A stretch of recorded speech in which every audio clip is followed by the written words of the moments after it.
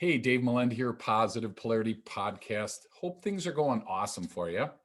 I'm going to ask you a question that's going to hopefully pique your interest. Now, I had to write this down because it's so darn important. So, if I asked you why 82% of small businesses fail, what would you say? So, we are going to get that answer today from Ian Price Murphy. How are you today, Ian? I'm doing great, thanks. Awesome. So we're going to unpack that. First, though, you are the founder of Moxie Bookkeeping and Coaching. So holy cow, that's a mouthful. I Tell me know. what's going on. I'm going to use Moxie, okay? Because there's all that other Absolutely, stuff. please do. Okay, cool. So fill us in on Moxie and what's going on over there. Yeah, so we were named by one of our clients. I was freelancing at the time and was about to hire my first employee and kind of, quote unquote, go legit. And I was like, I can't use my own name. I gotta. And he said, I've always wanted to name a business Moxie. And I was like, that's perfect. So we became Moxie Bookkeeping, and that was in 2003. And around that same time, for some reason, that word Moxie started to pick up steam again in the cultural consciousness. And so we actually have multiple clients that have the name Moxie as well. Wow. And so when we sort of outgrew the bookkeeping piece of it, we tried to shift to Moxie Business and got the URL. And I was still in my own journey of learning what I didn't know that I didn't know. And one of those things was I didn't know that having a URL was a completely different thing than having a trademark. And so there's actually another business called Moxie Business, and we were unable to complete that transition. So I was like, well, let's slap and coaching on there. And then people know that we do a little bit more than just data entry. That's awesome. Wow, that's so cool. So you learn the hard way. So I'm having a feeling that we're going to get vulnerable today. Ian seems like the kind of person that jumps right in. So thank you for that in advance. I'm always trying to be as vulnerable as possible because I really think it's hard to learn if you're not, if you're trying to be somebody or not, it's really difficult. So thanks so much for hanging out with us. So let's let me answer the question about the 82%. So according to your website, when I was preparing for this interview today, it said 82% of small businesses fail because of what? Cash flow. Cash flow. Now, I would have never got that. So I'm going to say up front, for those of you that have heard more than one episode, you know that I am not a spreadsheet guy. I'm not a money guy. I'm not any of those. And what really drew me to hanging out with Ian today is she even said financial clarity for creatives without spreadsheets. So I'm like, yes, I am so in. So before you, Heidi, entrepreneurs jump off because you're like, oh my gosh, I've heard this or I know this, I'm betting that you are going to learn something today that you didn't know before. So again, thanks Ian for hanging out. So what is the cash flow situation? I mean, people, money in, money out is like this simple thing. Okay, I guess I'm confused as to what people do. How do you mess that up? Yeah, I'm a simple guy, so maybe I'm weird. But if I don't have the money, I don't really buy it. I don't think, oh my gosh, I'm hoping I get paid next week, therefore I'm going to buy that, or I don't overextend myself. So I don't know if I'm odd in that respect, or fill us in on what's going on yeah. here. Unfortunately, you are odd in that. Thank you. That I think, and that's a great way to be odd. Exactly. I think a lot of us fall prey to some very bad business advice that sounds like great advice at the time. Okay.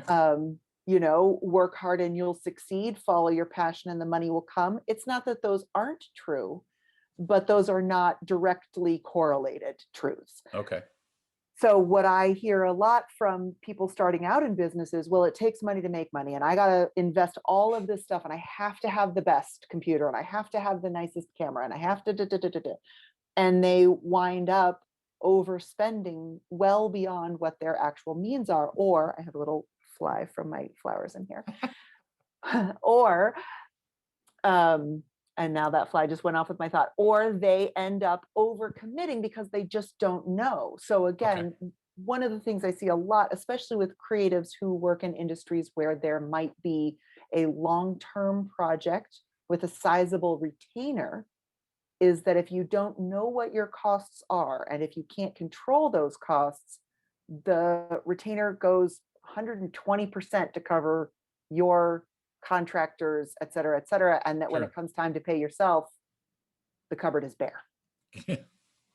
Yep. So then you just do what? Rob Peter to pay Paul, right?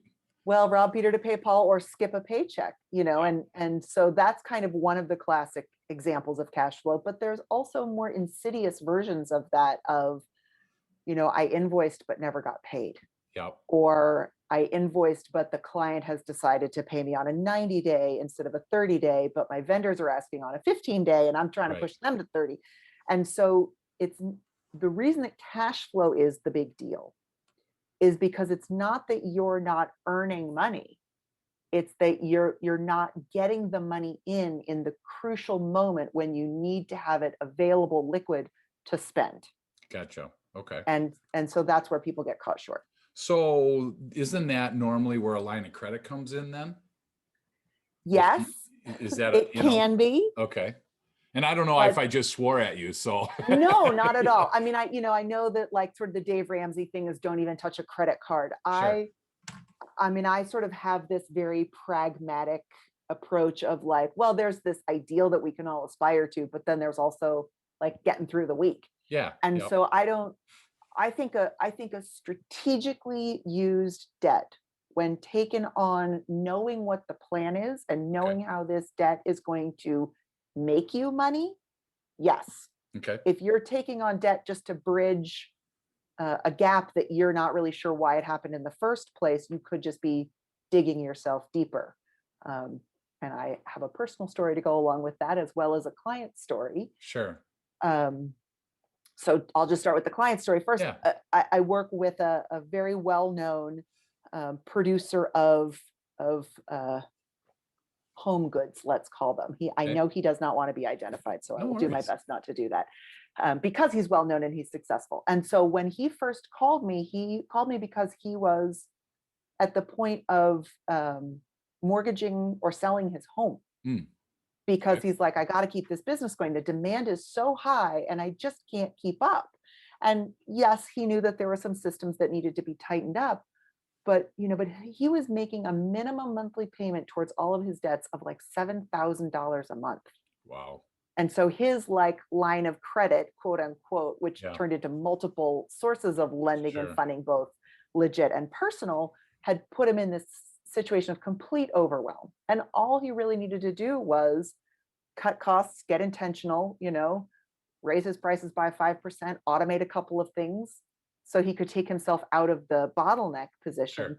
And, within, I think it was 18 months, we had him fully paid off in debt. And that was so rewarding because as you know, from our previous chit chats, Yep. I was not so lucky.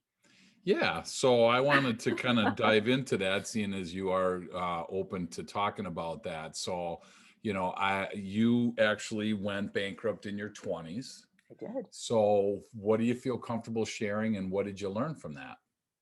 I mean, I feel very comfortable sharing. I think at this point, I can't even call it being vulnerable because I'm so you're still open in your about 20s, it. so I don't want to I'm 50 now, so it's been a long period. Yeah. Come on. Yeah. August, I'll be 51.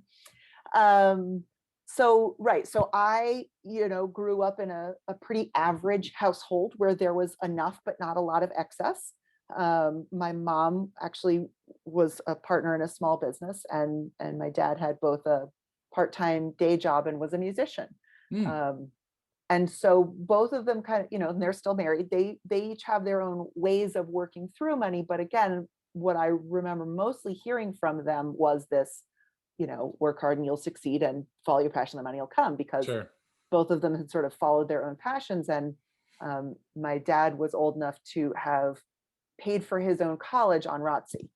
So like for him, he was just like, I don't get why the education, why can't you just get this thing done? And, Right. I was working for minimum wage. Why are you complaining working on minimum wage? And so there was just sort of a generational disconnect there.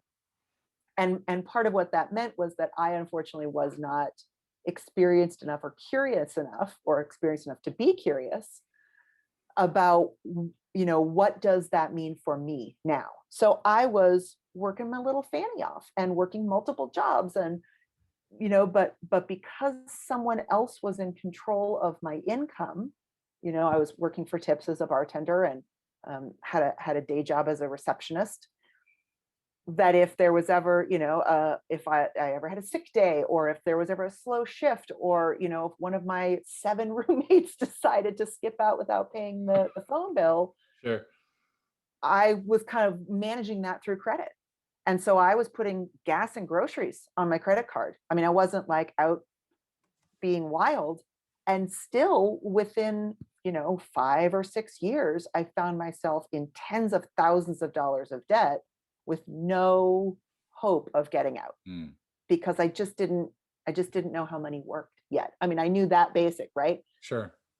Spend less than you earn, but when you're under earning, there is no way to Yeah. spend. Like, I don't think I could have legitimately spent any less.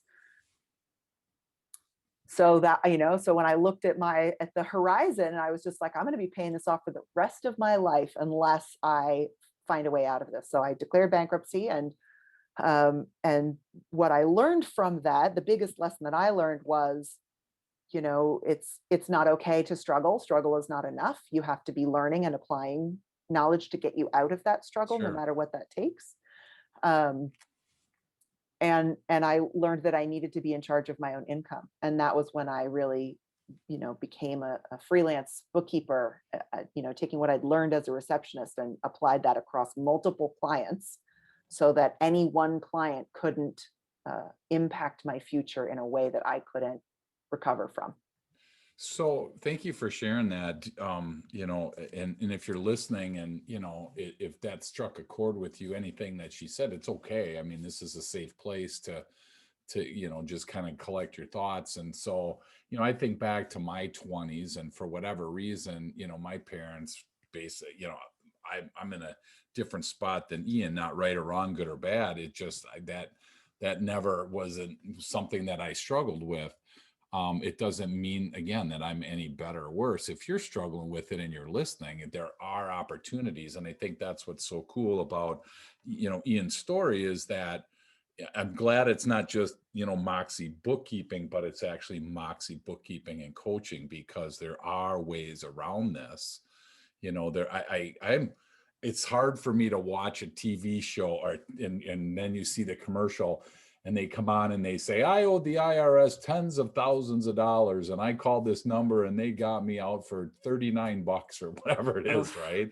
I mean, it's Yeah. like, oh my gosh, right? I mean, so I, have a different perspective, not right or wrong, good or bad. But if you're struggling with that money, I mean, are you working with people, Ian, that are in that struggle spot? Is that pretty common for you to kind of come alongside somebody at that point?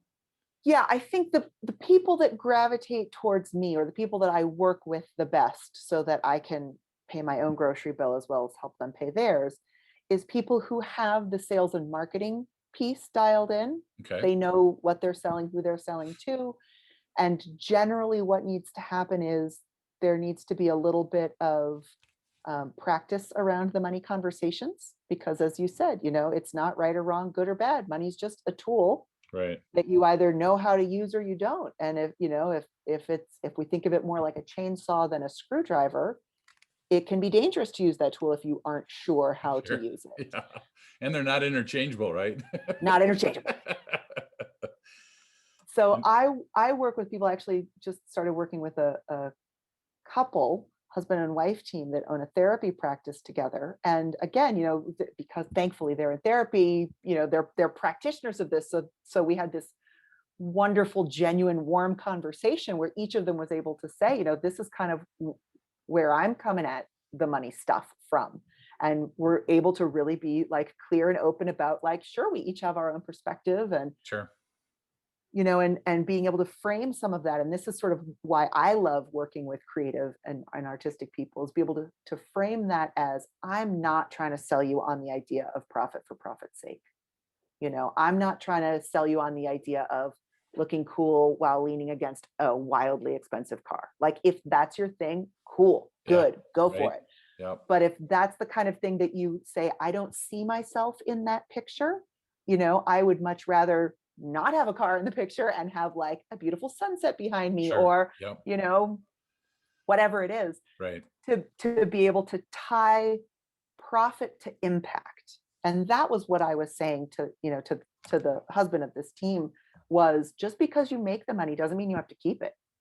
So like, let's talk about what's the correct pricing strategy for you and your business in a way Mhm. that delivers the best possible results to your clients, isn't, you know, overcharging them or exploiting them in any way, Sure. but also isn't underpaying you or exploiting you in any way, so that you can live a fully supported life doing what it is you love to do, and ideally are able to have enough abundance and overflow to be able to direct that towards your personal goals, whatever those are, up to and including, you know, solving global crisis. Why Sure. not? Yeah. Why not? Well, I love that tie profit to impact. I mean, that's so deep if you give it some thought, because I'm if entrepreneurs sat long enough, Ian, to understand why they were here and what they were planning on doing and what legacy did they want to leave behind, or what did they want their rear view mirror to look like, so to speak. I mean, impact is probably a great word for a lot of people. And so some people, work to be able to buy more, thinking that more is going to be better. And again, not right or wrong, good or bad. I just think that that's a great, if you're listening and you're struggling to understand what to do with your profit, consider what you just said and tie that profit to impact. So I think that that's really a powerful tool. Do you see people changing their perspective and kind of their lives once they grasp that? I think so. Like, I think that sort of opens the spiritual portal to doing excessively well, right? This idea that it doesn't mean that I'm greedy if I've Sure. succeeded. Sure. Like, I can be extraordinarily wealthy and successful without being greedy, that those two are not directly tied together. And again, I think, you know, opening up this idea of being able to create the funding for the things that are important to you also sort of leads into the conversation of, you know, you're your best employee. Why aren't you paying your best employee fairly? Yeah. Why aren't you investing in your best employee's retirement plan Yeah. or exit strategy or any Yeah. of those things? And so I think that by making room for the compassion that so many entrepreneurs have for others, it allows a little of that fresh air in for more compassion for themselves. Yeah. Isn't it crazy? I mean, I run into, a lot of clients, a lot of people that I talk to that are so willing to not pay themselves, and I get it. Again, I totally get it. It just seems to be, somewhat counterproductive. I mean, if you're genuine, that's one thing, but I know some people kind of want to wear it as a badge, like, hey, I'm better than you. I didn't take a paycheck this week. We talk about doing overnight work where you work all night and you next morning you're in the same clothes and you have that overnight badge. Like, I was so cool, right? So I hope that if you're listening, that you're fully, compensating yourself. In whatever the fashion that be. It may not be money, maybe time off. Who knows? Again, compensation takes a wide format. So thanks for sharing that. I got to ask though, when you, from a personal perspective, that must have been a really kind of shattering time in your life. It was. How did you recover from that? How did you then, I mean, like, it's almost like money was your kryptonite, but yet you went right back to it and you are involved with it now on a day-to-day basis. I mean, do you remember that? Like, oh my gosh, I'm still drawn to doing this. I'm still drawn to this. I mean, how did that transition for you? Well, thankfully, I'm incredibly stubborn. And I Okay. think that was, you know, that was it, was that it felt like, at the time, it felt like such a personal failing of adhering to my own values, Okay. right? My word is my bond. If I say it, I'm going to do it. And so even though the agreement had been made with credit card corporations that were charging me, 20% interest as a person under, 25, like Yeah. that's a little nuts. Yep. But again, oh, what did I know? So I think it was the kindest slap in the face that the universe ever could have delivered to me, because it didn't destroy me. It humbled me, but the agreement that I made with myself at the time was, this is never going to happen again. I Yeah. need to figure out money. Yeah. And as long as I'm figuring it out, right, let me get paid to figure it out. Sure. So let That's me not, awesome. let me go work with a bunch of other people and see what they're doing and what secret Yeah. these business owners have that I don't have. And what I discovered was, oh my goodness, they actually don't have the secret either. They Yeah. don't know what they're doing any more than I knew what I was doing. And I don't know whether it's because a lot of my family worked for themselves, or whether it was just my own personal situation. Sure. But I feel very strongly that small business is the backbone of this Oh, country, and for that sure. when small businesses do well, neighborhoods do well, communities do well, the country does well. Right. So the idea that there were all of these people suffering quietly because everyone was afraid to say, I can't pay my business bills, therefore I can't pay my personal bills, Yep. um, just broke my heart. Yeah. And I didn't want anyone to have to go through that. And so it sort of became this quest to find out, again, like, I don't ever want to be caught by surprise again. I don't Yeah. ever want to stumble across what I didn't know in a way that's big like that. But I was also very clear, I didn't want to get into tax work, because that's not my thing, right? Sure. My thing is that interactive problem solving. And so I just continued to learn and devour books. And the one that I have sort of settled into the deepest is the book Profit First by Mike Michalowicz. And part of the reason that grabbed me was because that system of cash management not only speaks to all of the things that you were mentioning earlier about not spending what you don't have and being really careful about debt, Sure. but I also realized that was what I had done in my personal life to recover from my bankruptcy. That was how I figured out what I needed to be earning. And that it was because I didn't want to pay attention to it in my personal life. And I was really focusing on business that it took me so long to connect those two dots. And once I read that book, I was like, duh, I could Right. have written that, Right. but I didn't. And I'm so thankful that he did. Sure. That's awesome. Well, you are jumping into uncharted waters, because, I was raised that there's three things you don't talk about, right? You don't talk about politics, you don't talk about money, and you don't talk about religion. And for whatever reason, I don't buy that anymore. Yep. Obviously, in this political climate, you probably have to watch who you say what to. Yep. But, when it comes to money, and it's not like, you walk around saying I make this, or this is my debt, or whatever. It is interesting, though, in certain situations, whether it's coaching, consulting, whatever, mentorship, whatever, you have to get vulnerable and open up and say, hey, I'm really struggling with this. I don't know how to do this.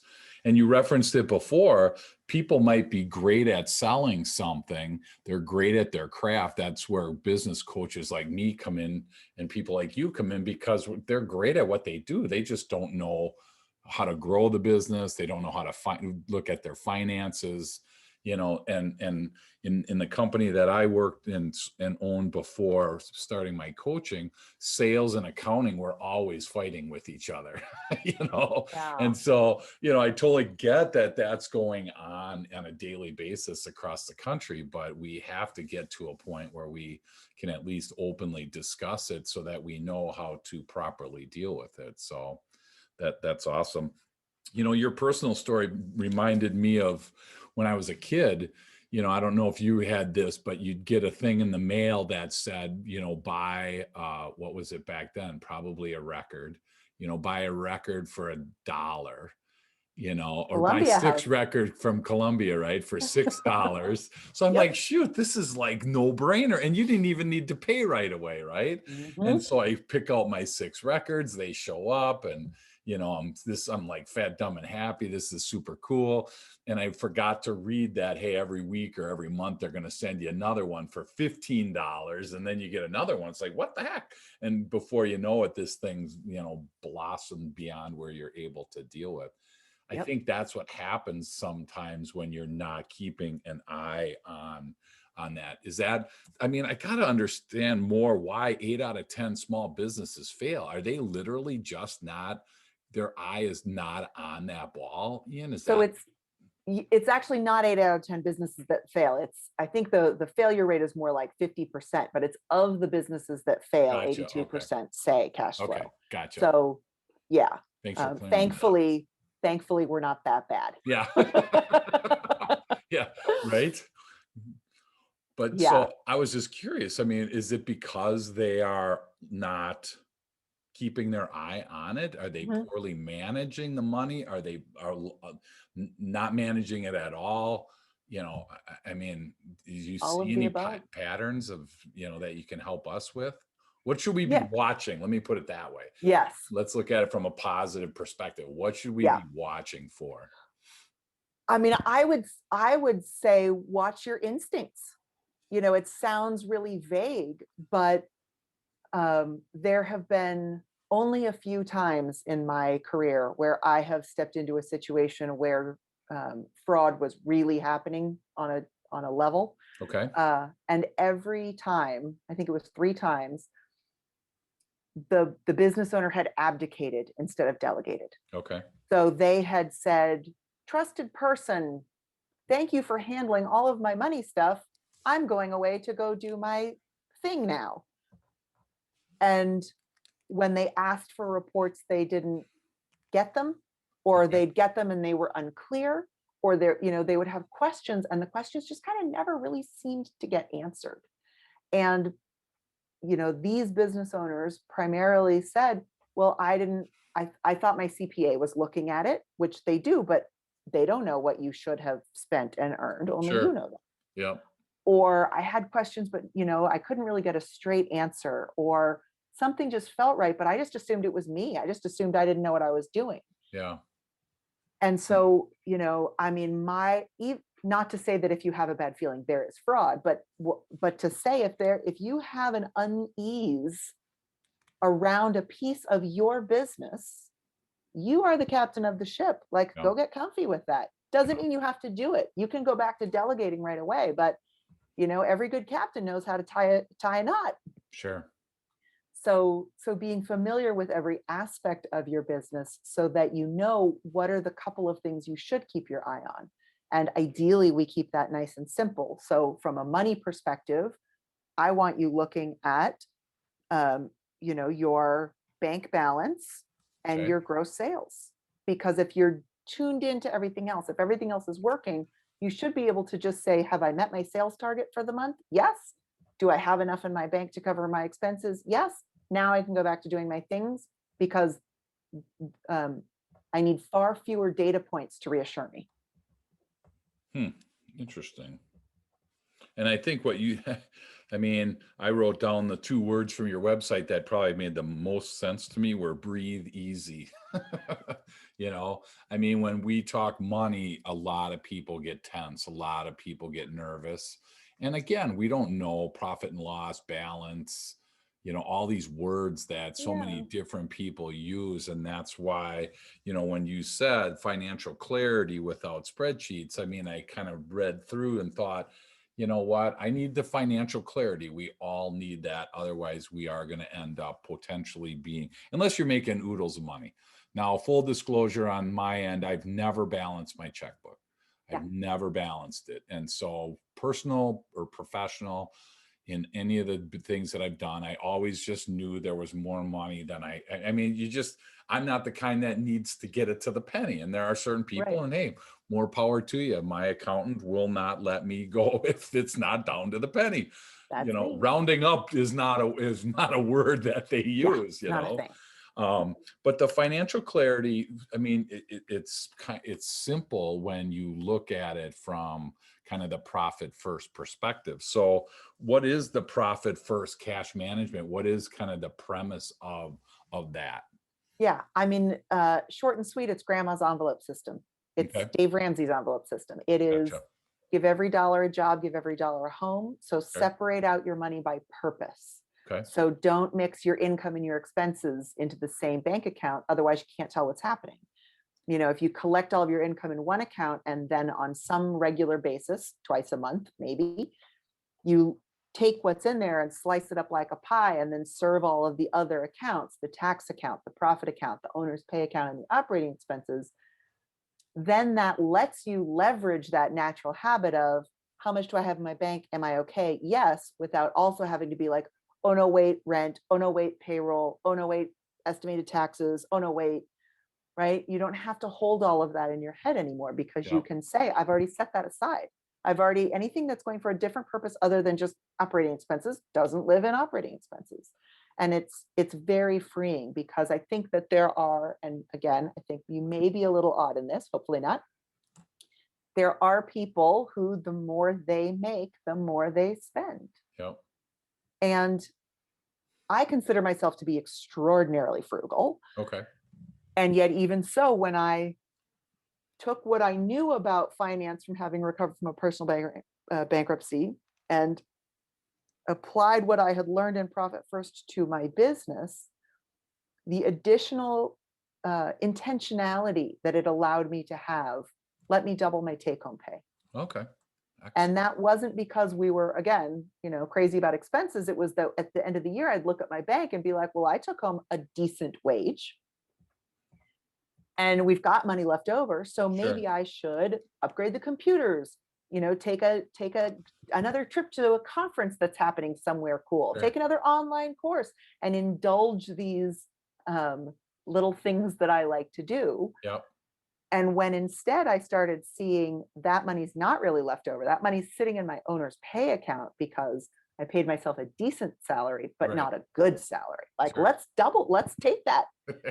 And now I have a separate account to save up for things like conferences Cool. so that, which, you know, is Aren't getting all happening now. just in 2020. Yeah, Exactly. Which yep. means I'll be able to go crazy when we go back out Woo, because I've got years 2027, worth it's going to be a great year. of exactly. Oh, just kidding. Wow, that's so cool. Well, and that's just, I mean, I think about all the complications that business owners, add into this, and I know that it's, we can oversimplify, but I like starting simple and then get more difficult as you go.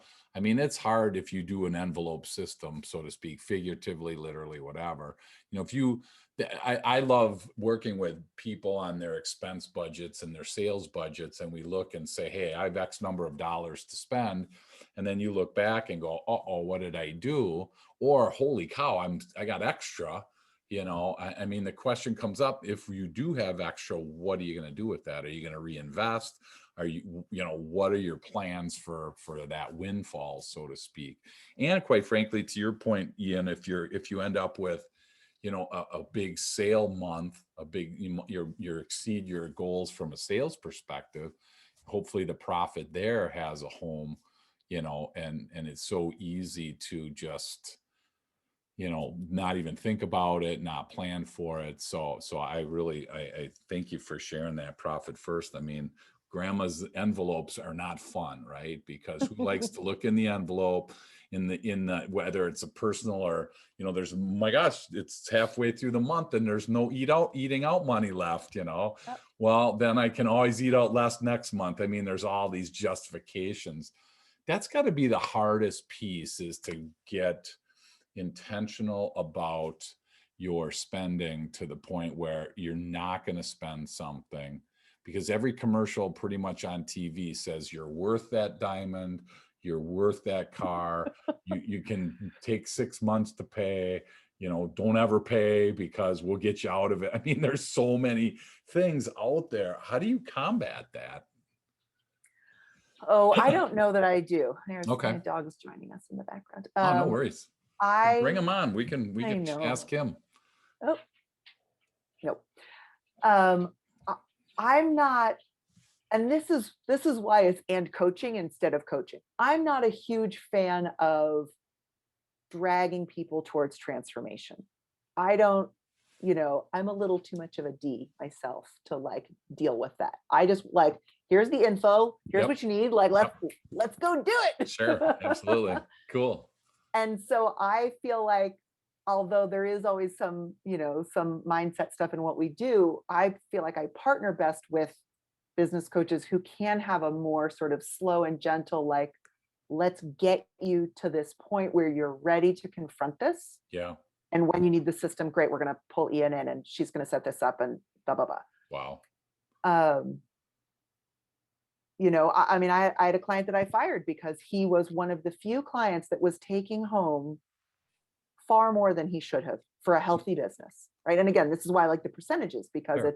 it's not good or bad, it's just healthy, unhealthy, Sure. and that's a spectrum and aligned with your goals. Sure. So when I said to him, like, the reason that you can't afford to make your project management staff happy is because you're underpaying them. The reason you can't afford to pay them is because you're taking that money home, at 25% more than what you should be taking home. Sure. And he was like, well, talk to my wife about that. And I was Yeah. like, nope. Yeah. I'm Wrong absolutely not answer. going to talk. Yeah. You talk to your wife Yeah, about that. exactly. Like, Talk to the government, right? and Wow. I'm not here, again, I'm not here to convince him that what he was doing was right or wrong or good or bad. What I was saying is, I'm trying to get you to come on this journey with me. If that doesn't sound like fun to you, you probably shouldn't come along. Yeah. Wow. Well, and I think I wrote down from your website also, knowing where you stand financially is crucial to business survival. I mean, there are companies right now that are in the survival mode.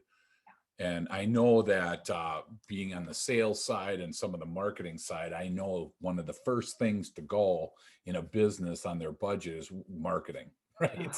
Shut down the Right. advertising, shut the marketing, whatever, right? It's And heartbreaking. it's just brutal because, that's like shutting the spigot off and not understanding why there's no water coming out. I mean, it's obviously a tough situation. You know, Looking ahead and preparing versus, oh my gosh, I'm in this situation now. There's two different things. So, I just am curious if there's tools that you have, found over the years that help people to better manage their finances so they don't get into that spigot turning off type situation. I mean, are there things that you can help us with? Yeah, this is going to sound redundant. Profit first. Okay. So I think of bookkeeping and profit first like beans and rice. Each amazing on their own. You can prepare each in multiple ways, but only when you do them together does this complete protein magic happen. Bookkeeping to me is the rear view mirror, knowing where I came from so that I can predict what is likely to happen. But Okay. just because the road's gone straight for 100 miles doesn't mean there's not a hairpin curve up ahead. Yeah. And so I think of profit first really as the headlights illuminating the road so that we can see the fallen rock or hairpin turn or whatever it is and take evasive action, right? Gotcha. And as we know, sometimes when we're driving, you got to slam on the brakes and make a quick turn. Yep. And sometimes you have enough time to, change lanes, go take a different route. So mid-pandemic, we actually decided we are no longer providing bookkeeping services without profit first, because the clients of ours that went into the pandemic with a system and with a cushion, there were some scary moments in there, Yeah. but all of them had the space and the grace to say, what do I want to do about this? Yeah.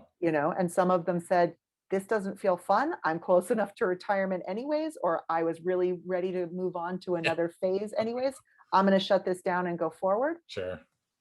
And others were like, I'm going to ride it out. And only the ones that called, that didn't have that were the ones that were calling me in tears, saying, I just don't know what to do. Yeah. And then we were trying to start, scrambling when the faucet was only dripping.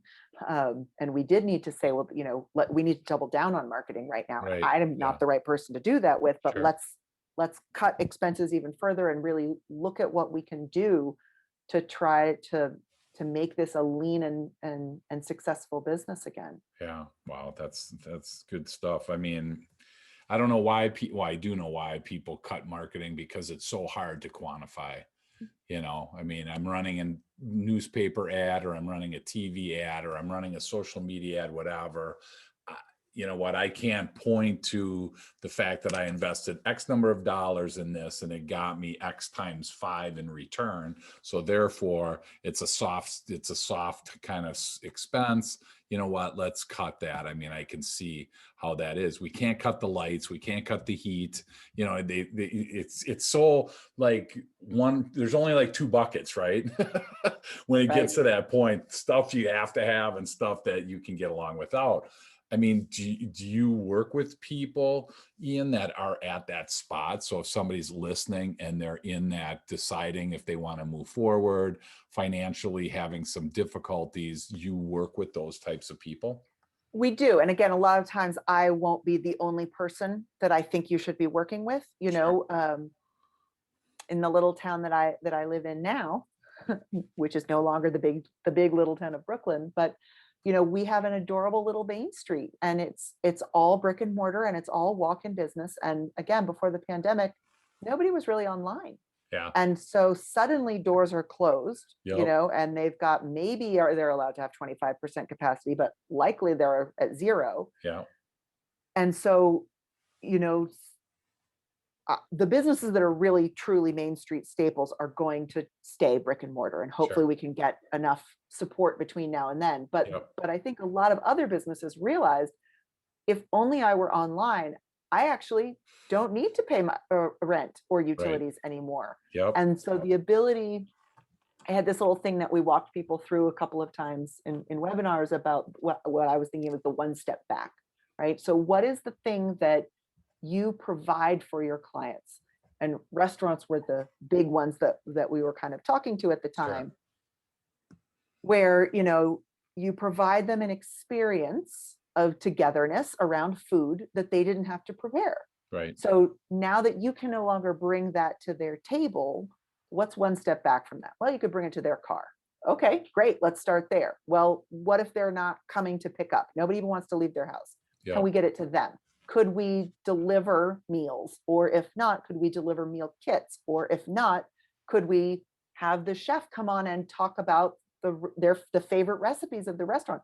Anything to keep people engaged, Sure. and still maintain that relationship, since that's the irreplaceable part. And that ideally, when there's a good, reciprocal relationship, money will follow.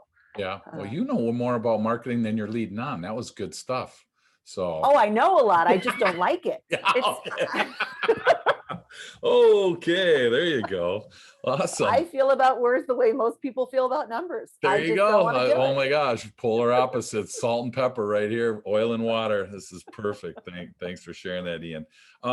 So as we start to come in for a landing today, I want to ask you a question. How do you get people more comfortable to talk about money and to kind of share where they're at, get vulnerable at times if they need to? Is there any thoughts on how you do that for people so that they're not feeling like it's, money and religion and politics? I mean, any way to get that one off the list? I mean, I think doing it is the only way to get, the only way out is through. And Yeah. so it's one of the reasons I share my bankruptcy story, that I will never make you feel bad about the choices that you've made, right? Sure. They're just choices. Yep. You might have known they were bad at the time. You might have thought they were good at the time. Who cares? That was yesterday. Sure. Let's worry about today. Yep. And just sort of, normalizing it, being able to say, I've worked with tens of thousands of small businesses, and what I'm seeing is, you're not the worst client I've ever seen. You're not the messiest. You're not the furthest behind on their taxes. I mean, I've got some stories that definitely set the bar pretty far out there. Yep. And I think, again, it's just baby steps, because, and a lot of times when I'm giving examples, I like to try to use real numbers. Yeah. So one of my favorite places to start is just to say, if someone were to say to you, I make $100,000 a year, is your initial reaction, oh, that's so much, or, oh, that's so little, or, oh, Right. like, Yep. Yep. and there's some great mindset games about, fill in the blank, right? In order to be rich, you must be blank. And you just write down the first thing that comes in your head. And that can really reveal some of your own Huh. underlying thoughts and behaviors. Sure. Yeah. But I'm much more a person of action. I'm a kind of person who I have to see the evidence and do it first, and then my mindset will change. Gotcha. I can't do the mindset first. Sure. That's Yeah. just how I work. But Awesome. Wow, that's so funny. Well, and I mean for you specifically, your business is in Brooklyn and you live in California. So, yeah, that's kind of, somewhat opposite ends of the spectrum, but somewhat the same. Like you said, a small town where, brick and mortar is, the kind of the key. But at that point, you have to kind of assess where you are financially to see if do I have the money? Do I have did I save some money away? It's crazy how many people don't have, anything for a rainy day, so to speak, whatever that looks like for your business, whatever that looks like. Oh my gosh, I want to invest in another company. I want to buy another company. I want to buy another machine. I want to move to whatever that looks like. I'm guessing a lot of people don't expand because they're not financially prepared for that expansion. yep, Is that what you see? yep. And, that's why I wrote Growing on Purpose, because they run into so many people that grow by mistake. I mean, they're growing. Okay. They're growing and they look back and I say, how did you do that so that we can replicate it? That's all I want to do. Let's do it again. Right. And they're like, boy, I don't know. How did I do that? I just showed up and the phone rang and I answered it and I sold something and then I shipped it or whatever. It's just crazy when you think about when I look at how many people are just growing by mistake. So Profit First and Moxie Bookkeeping and coaching help you actually grow on purpose so that you have a plan. So I so appreciate that information. So thanks for sharing that. So what would Ian Price Murphy's tip of the week be for anyone listening? I always say that, if you were to read the book, it has a lot of instructions in there, right? And it can, especially for people that are not yet comfortable with the money stuff, feel a little overwhelming. Baby steps are progress. So I would say if you have a business savings account already that is, again, gathering dust it off and just start putting 1% of your gross profits into there and watch it grow. And if that starts to get exciting and you want a little more in there, maybe you can up the percentage, or maybe now we open a tax account, and just play with it. It doesn't have to be so serious. Yeah. That's so funny. Oh my gosh. Thank you. Thanks for sharing that. I just full disclosure on my end. So I have this weird thing, like I get cash back from my credit cards, and all the credit cards, they don't have whatever it's called, a yearly fee, and I pay them off every month. So it's like, just free money. Right. Well, I got this thing up to like $5,000 over a couple of years, right? And I don't want to touch it. And my wife's like, dude, spend some of that money. I'm like, no, this is kind of getting fun now, right? But then I thought, oh my gosh, it's not making me any money. So now I'm like, so now I'm at a spot where I'm like, maybe I should try and do something so it kind of makes me money. But money's so hard because it's almost like you were raised a certain way, and then I don't know how it kind of ingrained in you. And then when you say something that's like against my money beliefs, you're almost like saying something mean about my mom, and so that's where I really, when I am talking to an entrepreneur and we're talking coaching and money comes up, I'm trying to understand, what's your position here? Fill me in on what your philosophy is. So the last thing I want to do is, say anything that will, offend you or rub you the wrong way. The reverse is, though, as part of coaching is talking about those tough things, and it might be a blind spot for them that they need somebody to help that on. So Yeah. thanks for sharing that. One last question, I'm going to let you go. What's one thing that you feel comfortable sharing that most people listening don't know about you? That you haven't already said. Oh, that I haven't already said. Yes. Oh, who knows? I may have emailed you. This is sort of super strange. Well, actually, no, you know what? I'm going to say the thing that I want to say, and maybe this will turn into the answer to that question. Okay. I don't know that anyone wouldn't know this about me. I think business should be fun, and I think business should be there to support you. So I'm on team wife, where if you've got $5,000 sitting in the bank account and you already have your savings account, Yep. like, go live life with that today. Like, either invest it. She's sure, gonna love you. She's gonna love you. Yep. Because she keeps trying to get that money, and I'm just like, whoa, wait a minute here. Give it to her. Take her out for a nice dinner, or buy her something. Holy cow! Like, where do you eat in California for $5,000, Ian? Oh, I'm sure you could find somewhere. I'm sure you could find somewhere. You might have to go to LA, but there you go. Exactly. But this idea, and again, this is part of the profit first philosophy, is the quarterly profit distribution. So it doesn't just go and sit, and you don't turn into a dragon sitting on your coins. Sure. You take it out to forward your personal goals, which has to include enjoyment. Yep. Has to include that. Absolutely. Again, it's not just missing paychecks. So, okay, so here's something that people don't know, because I just decided it probably an hour before I jumped on the phone. I'm buying an RV this year. Wow, there you go. Right? That's what I'm going to go do with my profit, because I'm not ready to go stay too many other places. And I've done a fair amount of international traveling, but nowhere near enough national. I mean, I've driven through states real quick, but Sure, I would love to just begin to spend some time at national parks. That's cool. And I can't think of any way more fun to do that than with my husband and my dog. There you go. That was so cool. Awesome. Well, Ian, this has been awesome. Thank you so much for your vulnerability. Thank you for sharing your thoughts here. If people want to learn more about Moxie Bookkeeping and coaching, or if they want to get in contact with you, they have questions, they're unsure about their financial situation, what's the best way for people to reach out to you? Our website is probably the best way. And I'm sure you'll throw that in the show notes. It's just moxiebookkeeping.com. We've got a little freebie download there. If you get over there right quick, we're doing a webinar, a 1-hour presentation next Wednesday on how Profit First works. So that probably will have passed by the time that this airs, but we do that every once in a while. We like to give people access to the information so that they can begin to make those decisions for themselves, rather than just coming in and saying, tell me what to do. Awesome. So Moxie, Moxie, bookkeeping.com is the best place to go. You're also on LinkedIn. So if you want to connect with Ian on LinkedIn, and this is obviously one of the tougher subjects. We've had tougher, but this one is a tough subject, and it's real easy to kind of wipe it away, pretend you didn't hear it, go on about your day. I totally get that. I just want you to know that if you're struggling with finances, there's a safe place, and we found it today. And it's, it's kind of on you now.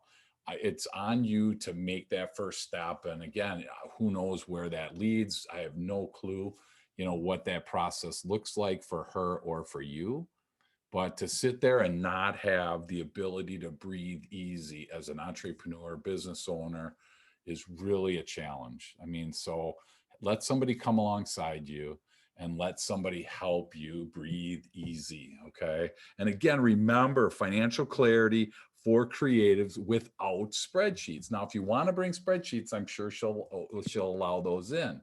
But if you don't, that's what's even cooler. So again, thank you so much, Ian, for hanging out with us. And if you end up in Wisconsin, beep when you're driving your RV through Wisconsin, okay? Just so we can wave, okay? Awesome. So thank you, and we'll be in touch, and we'll talk soon. Thank you.